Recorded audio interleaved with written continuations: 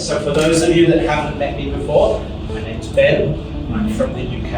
I've been in Thailand for 25 years, and I'm head of training and development at B-Tools. Okay, so ขอพูดภาษาอังกฤษอย่างเดียวนะวันนี้ okay นะ If you have any questions, you can ask me. Very quickly, we will talk about some English and some communication skills you can use in every type of meeting. So you're going to speak. I'm going to give you 3 different types of meeting situations. You'll be practicing meeting with foreigners.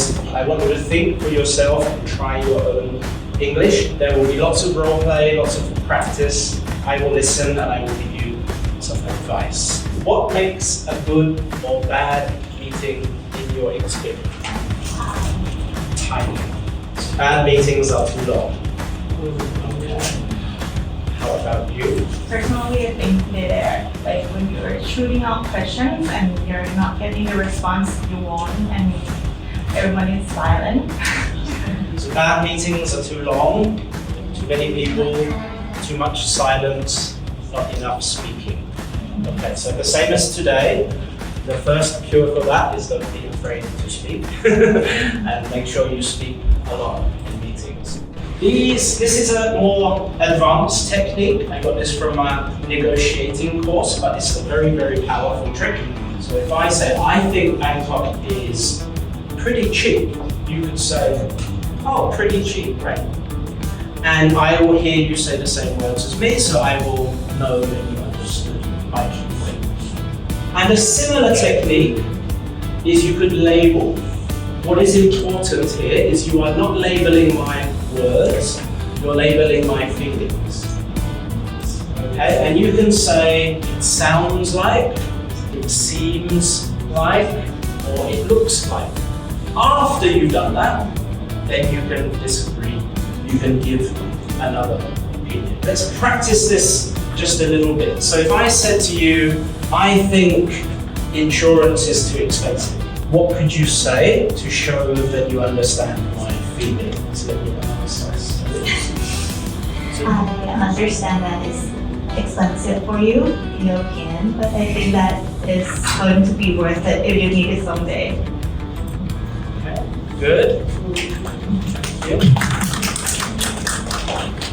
Thai people, they say, maybe value the relationship as much as the task. When you have a meeting, your boss is in the meeting, your manager is in the meeting, your friend is in the meeting. So you respect those relationships and maybe you don't speak, maybe you don't interrupt. In Europe, we're not so concerned about relationship during work time. We can be friends after work, but during work, we're just thinking really about task. Also, disagreement is good because we're not disagreeing about our friendship, we're not disagreeing about who has the most respect, we're only disagreeing about the task. I remember one time at our old company, I had a big argument with my boss, and then at 6 o'clock, okay, my boss and I went to get a drink. and okay.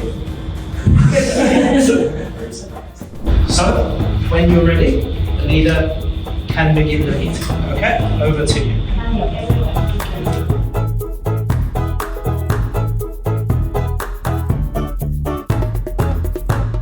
Again for that data.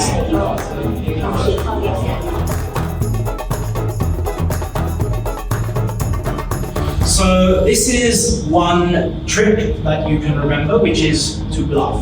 Bluff means bottom line up front. Don't try to be too polite by introducing what you're going to say, by being polite to everybody before you start speaking. Just start with what you need to say and you can be polite. Second, don't say every time we have these meetings, there's always a problem. The main thing we need to focus on is, now don't say that, that's complaining and then saying your point. So just say your point. The main point is, blah, blah, blah, blah. After that, you can show understanding, you can be polite, but say your main point.